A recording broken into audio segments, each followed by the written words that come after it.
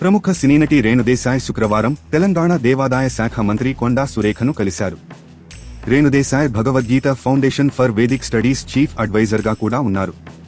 పర్యావరణం, వన్యప్రాణుల సంక్షేమం, ఆధ్యాత్మిక రంగాలపై వారి మధ్య చర్చ జరిగింది. Bhagavad Gita foundation for Vedic studies ఆధ్వర్యంలో ప్రపంచంలోనే తొలిసారిగా నెలకొల్పనున్న గీతా యూనివర్సిటీకి సంబంధించిన వివరాలను రేణుదేశాయ్ మంత్రికి వివరించారు. తమ ఇంటికి వచ్చిన రేణుదేశాయ్ని మంత్రి సురేఖ నూతన వస్త్రాలు, పండ్లు, పసుపు కుంకుమలతో సత్కరించారు.